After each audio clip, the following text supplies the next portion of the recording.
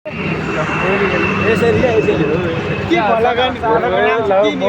नाम के भने आज अरूभन्दा नि पैसा तिर्न लाग्यो मलाई भाडा तिर्न लाग्यो आज मलाई राम्रो निन्द्रा लाग्दैन माछा पोखरीबाट हामी गौशालासम्म आएको भाडा जम्मा 160 रुपियाँ हो मेरो डेली इन्कम भनेको जम्मा 500 मात्र हो अनि आजको इन्कम आजै उड्यो भने के मजा भयो हजुर मलाई काठमाडौँमा एउटा घर जोड्नु छ यसरी साथीहरूले बोलायो भने नआइदिनु होला किनभने हजुरहरू डुब्नुहुन्छ र मैले भन्न खोजेको के मात्रै हो भने सङ्घर्ष गर्नुहोस् पैसा नपाउनुहोस् दुःखको मानो हेर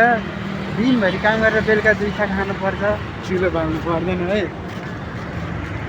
मोबाइल कसरी हो लामो भाइ भ्लग पनि भएको छ तपाईँलाई लाइक सब्सक्राइब गरिदिनु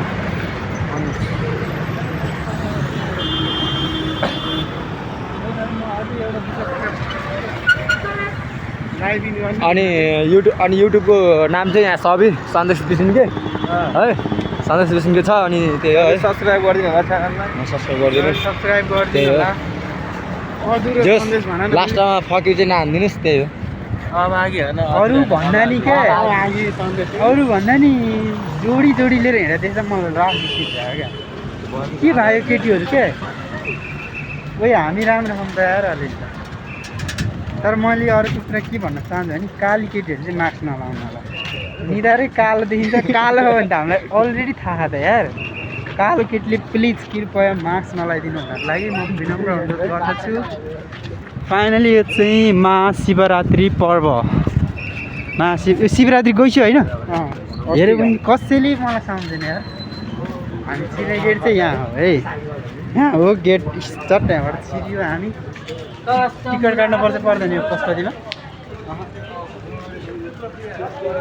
पशुपति आज घुमिन्छ